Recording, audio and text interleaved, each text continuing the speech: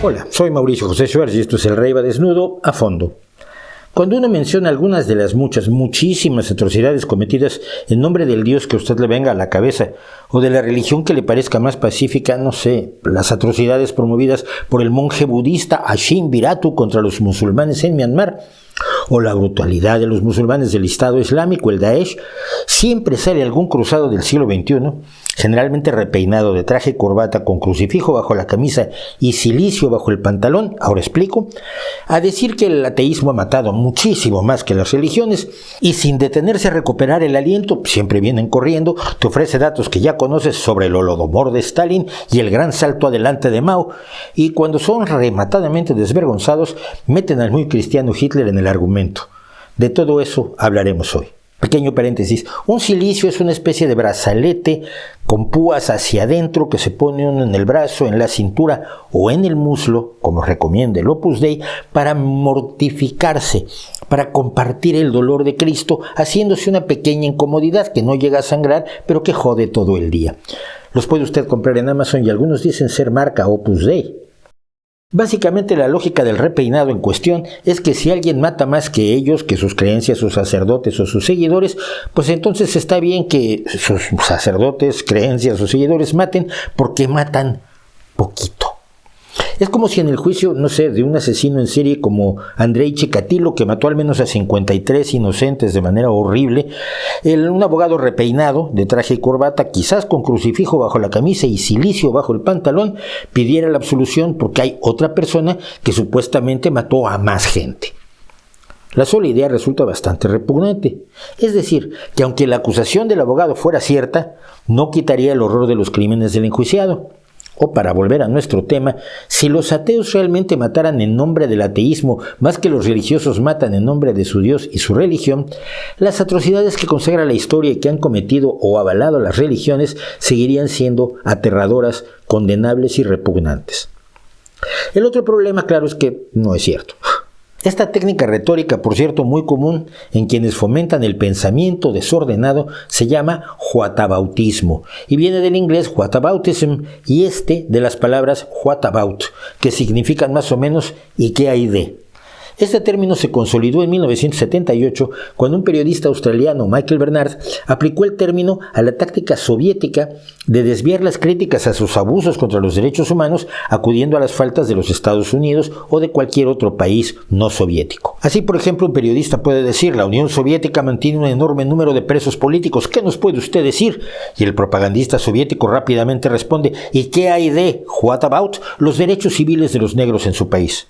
Esto funcionaba más en los 60s cuando no tenían derechos civiles. Diré ya que me mata de risa que los religionistas, generalmente ubicados a la derecha del espectro político, no todos, echen mano de un recurso eminentemente soviético. Pero más allá de los whatabouts, la verdad es que en este debate lo que importa no es si hay muchos cristianos, budistas, musulmanes o ateos que cometen atrocidades o asesinatos en masa, sino que lo que está en cuestión son las motivaciones. Que un cristiano o un musulmán roben por avaricia no es algo que se le pueda atribuir a su religión como tal, que en ningún momento recomienda el robo. Hasta donde yo sé, igual me equivoco. En todo caso, se les podría recriminar que sean creyentes tan poco leales como para saltarse los mandamientos de su fe, el cristiano pasándose por el indecible el séptimo mandamiento y el musulmán olvidándose de la sura Al-Baqará 188 del Sagrado Corán. Veamos si el Dios de los señores esos repeinados de traje y corbata con crucifijo bajo la camisa y cilicio bajo el pantalón manda o no manda matar. Y luego veremos si no creer en dioses manda matar.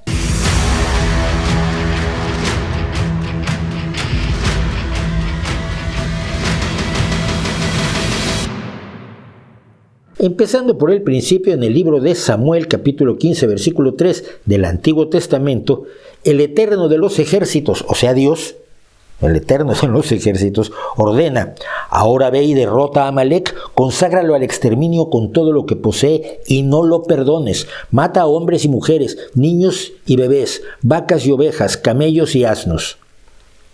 La redacción no creo que deje duda.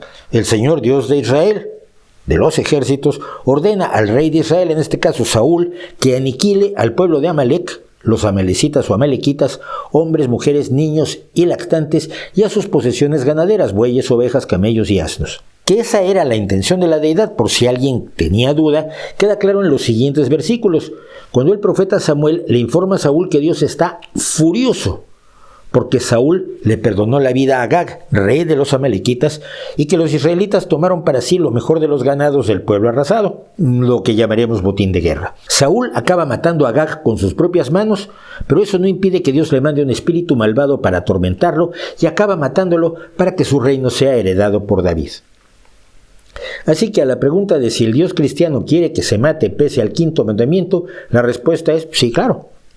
Y así lo ha dicho su iglesia durante 2 milenios. Matar está mal, salvo cuando está bien. Por ejemplo, usted seguramente ha oído hablar de los cátaros, unos cristianos disidentes del medievo que emocionan muchísimo a los vendedores de patrañas de este mundo.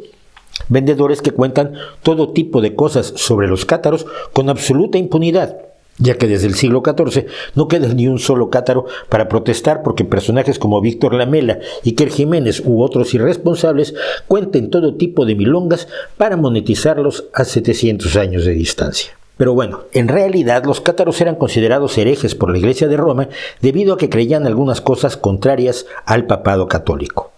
Primero, que había un principio bueno, el espiritual, y uno malo, el material, y por tanto negaban que solo un Dios bueno hubiera creado todo el universo, porque en ese caso todo sería bueno. En cambio, creían que había también un Dios malo, en conflicto permanente con el bueno, que había creado las partes malas del universo. Esto no le parecía muy bien a los jerarcas de la Iglesia Católica. Pero también rechazaban a esa jerarquía católica, sus rituales y sacramentos, ya que buscaban la máxima sencillez para apartarse de lo material, lo maligno, y orientarse a lo espiritual, lo bueno. Los cátaros florecieron en el norte de Italia y el sur de Francia, y para ponerlos en el buen camino, el Papa Inocencio III les mandó primero a unos monjes cistercienses, el obispo Diego, a Santo Domingo, que todavía no era santo, claro, era solo Domingo de Guzmán, y a 2 delegados papales, Pedro de Castelnau y un tal Raúl, para que les predicaran la verdadera palabra de Dios, la verdadera palabra según el catolicismo, por supuesto. Los cátaros escucharon atentamente lo que les tenían que decir, se burlaron de ellos, los humillaron y en el 1208 asesinaron a Castelnau, lo cual no le hizo ninguna gracia al Papa. Inocencio le pidió entonces al rey de Francia, Felipe II, que reuniera un ejército para suprimir a los cátaros o albigenses por la ciudad en la que habían florecido, lo que se acabó llamando precisamente la Cruzada Albigense, con un saldo de 20.000 herejes muertos en la masacre de Besiers y hasta 1 millón en los siguientes 200 años. Los cátaros restantes fueron perseguidos hasta la extinción, sobre todo por la Inquisición medieval, que se había establecido para luchar contra las herejías y especialmente contra los cátaros, y que se le encargó a los monjes dominicos, discípulos, sí, de Domingo de Guzmán, quien finalmente se hizo santo al fin en 1234. Y mire, yo podría seguir con la lista de herejes perseguidos, torturados, quemados, despojados y castigados de muchas formas aparte de la muerte, junto con sus infortunadas familias. Pero que esto baste para dejar claro que los religiosos, sobre todo los cristianos, matan en nombre de su Dios y sus creencias, como cuando el Corán manda a los musulmanes a matar infieles o apóstatas. Y por repetir lo obvio, no todo atropello, masacre, exterminio, carnicería o crimen cometido por creyentes tiene su origen en su religión. Cuando Alejandro Magno arrasó Persépolis en el año 330, le daba igual que Ciro III fuera zoroastriano, como le dio igual que los habitantes de Gaza, ciudad que había destruido previamente y aniquilado a todos sus habitantes, creyeran en la religión filistea. Pero cuando el muy católico Vlad Tepes, voivode de Valaquia, lanzó su ataque contra los otomanos, lo hizo, en sus propias palabras, por la preservación de la cristiandad y la fortaleza de la fe católica, lo que le bastó para hacer su famoso bosque de empalados, con 20.000 víctimas estacadas, incluidas mujeres con sus hijos, algo que impresionó tanto al sultán otomano Mehmed II. Pero no es cierto que el sultán se haya aterrorizado ante la crueldad de Vlad Tepes, el empalador Vlad Dracul, sino que se sorprendió de lo bien que sabía ejercer su poder.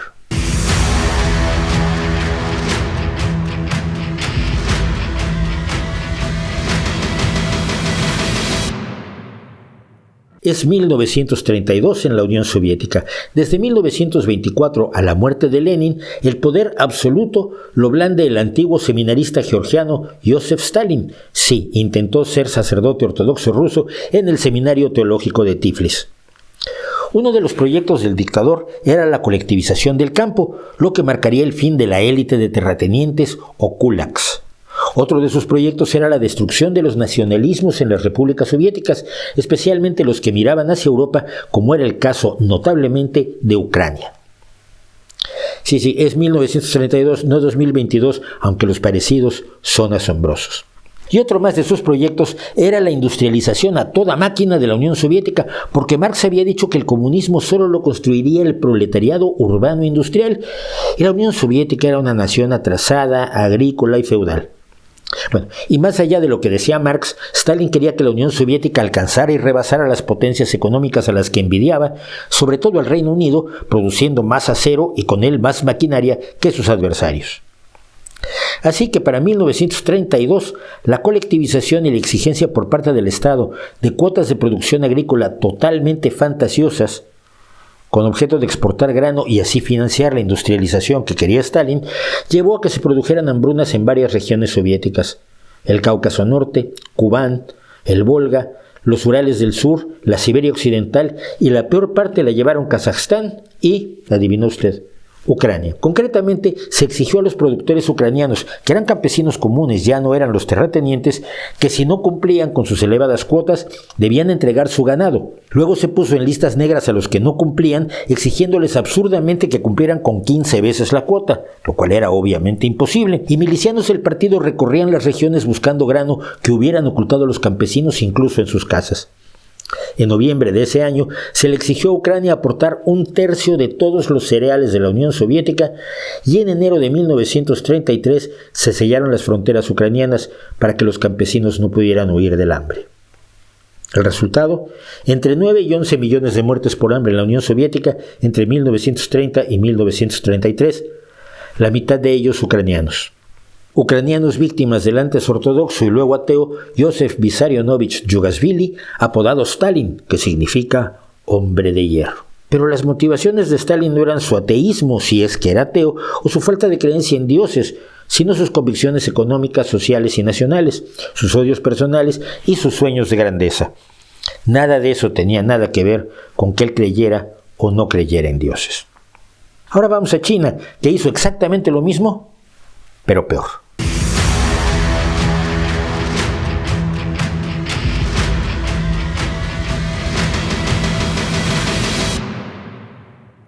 Estamos en China en 1958. El budista Mao Zedong, nacido en una acaudalada familia de Hunan, es desde 1949 el líder de la nación más populosa del mundo, con 644 millones de habitantes en ese momento. Marxista con su propia concepción de esta ideología y ateo. En este momento, en su concepción marxista propia, su maoísmo, Mao tiene el mismo problema que Stalin, pero mucho más grave, porque su país es más pobre y está menos industrializado ahora que la Unión Soviética en 1932. Pero Mao ve que las políticas de Stalin han sido exitosas. Probablemente usted y yo no las llamaríamos exitosas, pero sí, Stalin industrializó a la Unión Soviética, o al menos a las regiones que él favorecía, y colectivizó el campo, aunque el precio fueron los millones de muertos de las hambrunas, más otros muchos ejecutados, las persecuciones, los gulags y otros detallitos así. Pero al final, como diría un experto en eficiencia que tampoco se dejan tentar fácilmente el corazón con empatías poco productivas, Stalin había logrado en buena parte sus objetivos para el año 1941. Así que el sistema Stalin tampoco le resultaba muy repugnante al líder chino, quien decidió emprender en ese año una campaña de industrialización a paso acelerado que se pagaría, igual usted lo adivina con facilidad, con los productos del campo. Para que el campo aumentara su productividad, Mao agrupó a los campesinos chinos en comunas del pueblo, que se dividían en brigadas de producción y estas en equipos de producción.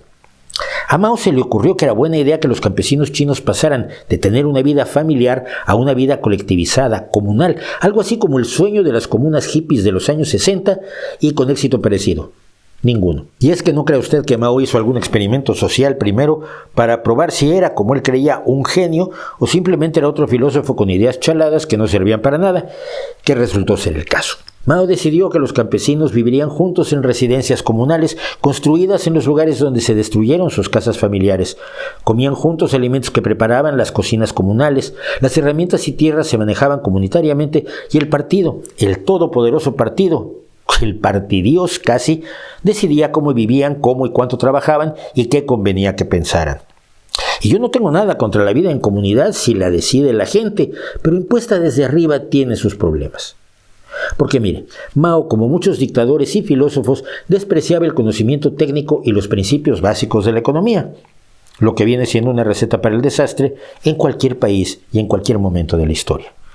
Pero Mao ya había anunciado en 1955, 3 años antes, que China alcanzaría y superaría a los países capitalistas más poderosos en varias docenas de años. Los campesinos en sus comunas tendrían que producir grandes cantidades de cosechas para exportarlas, y al mismo tiempo se les encargó producir acero en altos hornos de patio trasero donde se ponía todo utensilio de acero o similar que no se usara para alcanzar al Reino Unido en producción acerera. El problema fue que una tercera parte del acero producido en estos altos hornos era inservible para usarlo en la industrialización del gran salto adelante. Mao Zedong cometió otros errores en este gran salto adelante que quería que su país diera, como el ordenar el exterminio de los gorriones sobre pretexto de que se comían la semilla cuando se estaba plantando, olvidando que cuando las plantas ya estaban creciendo, los gorriones controlaban las plagas que se comían la cosecha. Quienes trataron de explicar esto, como el eminente ornitólogo Zhou Xincheng, fueron tratados como contrarrevolucionarios y perseguidos. La masacre de gorriones fue brutal y por millones y por toneladas. La falta de gorriones fue uno de los detonantes de la hambruna que siguió de 1958-59 a 1962. Las altas cuotas impuestas a las comunas que apenas empezaban a organizarse fue otro detonante. Uno más fue el uso de las delirantes ideas del pseudoagrónomo soviético Trofim Denisovich Lysenko, de quien ya hablamos ampliamente en este canal, y que consiguió el beneplácito de Stalin con una genética anticientífica, pero ideológicamente correcta porque era marxista y dialéctica materialista. Por otra parte, grandes cantidades de campesinos chinos fueron trasplantados a la ciudad, lo que también había hecho Stalin, y convertidos de súbito en obreros industriales, mientras que, deseosos de quedar bien con los jefes del partido, los cabecillas locales obligaban a los campesinos restantes a trabajar interminablemente, al tiempo que los forzaban a abandonar sus costumbres realmente milenarias y a participar en las sesiones políticas del partido, donde además se enjuiciaba a quienes cometían faltas reales o imaginarias, creando un ambiente de temor y desconfianza no muy proclive a la productividad. ¿El resultado? Bueno, China siguió siendo un gran exportador de cereales de 1958 a 1962, y como además el partido decía que el país producía más de lo que realmente producía, se empezó a exigir unas producciones imposibles a los campesinos, castigándolos por no cumplir, quitándoles el grano que guardaban para comer ellos y provocando una hambruna de 3 años con un saldo de entre 25 y 55 millones de muertes. Nadie lo sabe, pero el mejor estudioso del tema, Yang Jizeng, autor del libro Tombstone que relata la hambruna, cifra las muertes en 36 millones de inocentes. Un verdadero horror. Y en ese horror, ni el ateísmo de Mao, ni el budismo o el confucianismo de los campesinos chinos jugó papel alguno. No estuvo entre las motivaciones económicas y políticas. Ni uno de esos tristes 36 millones murió porque otro más poderoso no creyera en Dios, o por sí creer o por creer en el Dios equivocado. Murió por ambiciones que nada tenían que ver con la trascendencia. Y ahora, el plato fuerte. El hombre religioso que los religiosos, sobre todo el repeinado, no quieren en su iglesia.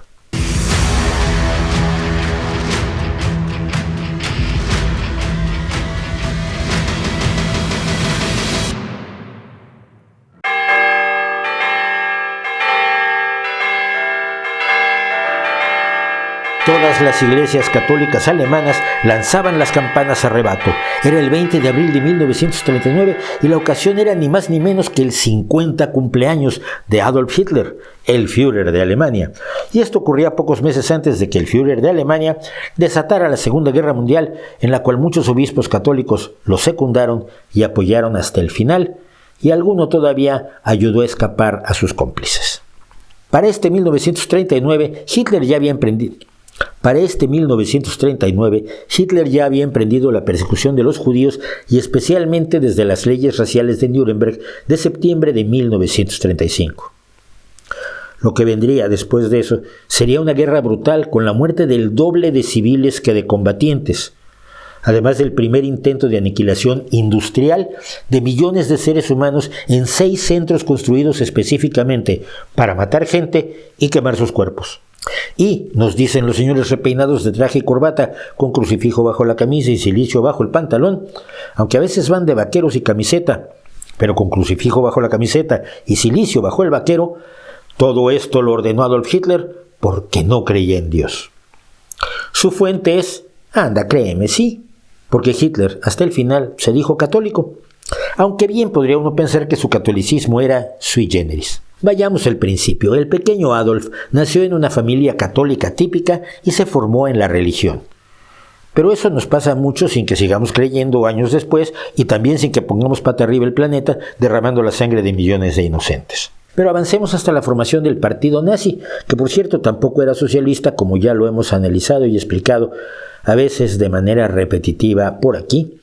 Y llegamos al punto 24 del programa del partido, que dice: el partido como tal defiende el cristianismo positivo, pero no se vincula en materia de credo a ninguna confesión en particular. ¿Y qué es el cristianismo positivo? Pues no es un cristianismo tomado positivamente como usted podría imaginarse, sino se trata de un movimiento más o menos cismático de mediados del siglo XIX que buscaba unir el cristianismo con un nacionalismo alemán extremo y excluyente. El cristianismo positivo rechazaba el Antiguo Testamento y parte del Nuevo Testamento, incluso todo lo referente a Pablo de Tarso, por ser demasiado judíos, y de hecho rechazaba la idea de que Cristo fuera judío, sino que lo presentaba como noble ejemplo de la raza aria. ¿Nos va sonando eso a Adolf Hitler? Porque el propio Hitler escribió que el judaísmo crucificó a Cristo, pero Pablo falsificó su doctrina. Lo creyera o no, con esta afirmación Hitler ponía de su lado a católicos y protestantes. ¿Quién iba a defender a los judíos si ellos eran los verdugos del Salvador? Y sí, fueron pocos los que los defendieron, como el famoso pastor Niemöller.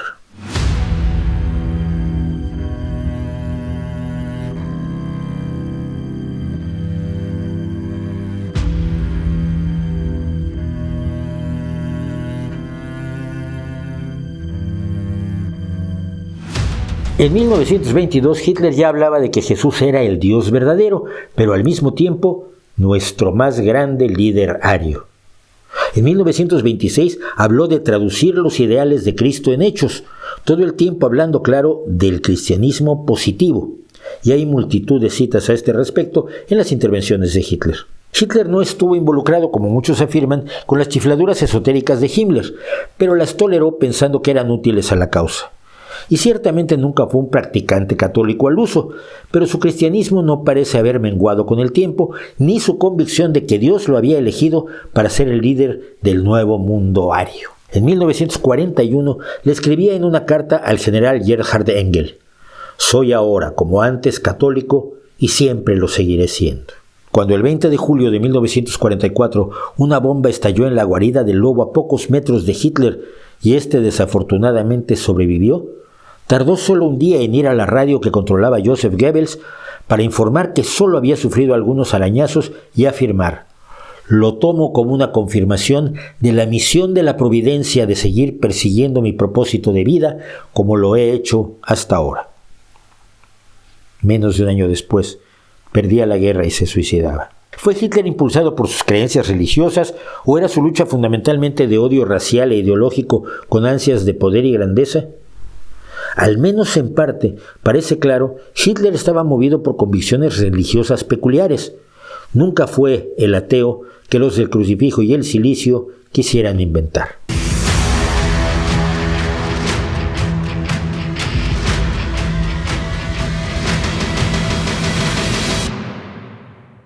El ateísmo no es un conjunto de creencias, no es un entramado de puntos de vista, no es una colección de dogmas o de posturas compartidas, es simplemente la ausencia de una creencia en deidades. Es lo contrario a la creencia, pese a lo chocante que resulta esto para quienes no conciben el mundo pensando sino solo creyendo.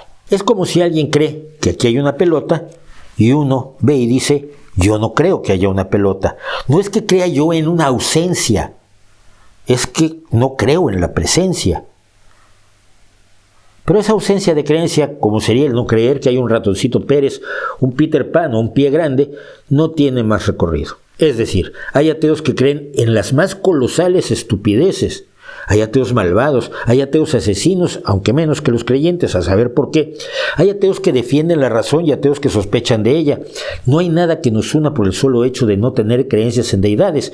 Y hay varios ateos que a mí me caen bastante mal y con los que no comparto prácticamente ninguna otra cosa.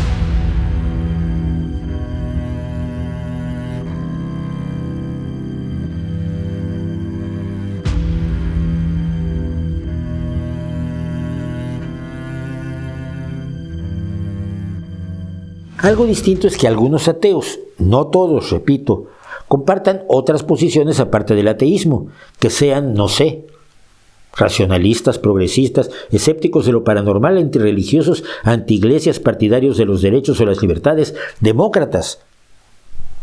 Pero como el ateísmo no manda nada, no manda hacer ninguna de estas cosas, ni manda hacer la guerra, y ni siquiera es válido como motivación para la acción política. Te voy a pegar porque no creo en Dios. Suena absurdo. Incluso he conocido ateos que no apoyan la idea de un Estado laico porque creen que la religión hace más fácil el manejo político de la ciudadanía.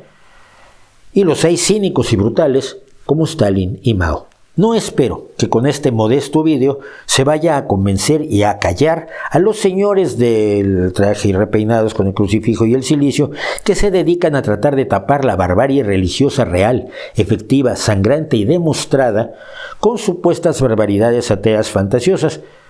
Pero quizás les sirva a usted para no creerles cuando hacen afirmaciones que son lo más despreciable de todo el mundo, cuando mienten. Porque uno pensaría que al mentir van en contra de sus propias creencias y de los designios de su propio Dios en el que se supone que creen, lo cual los convertiría ya no en defensores de la fe, sino en meros hipócritas. Y ser hipócrita está muy mal, ¿no cree usted?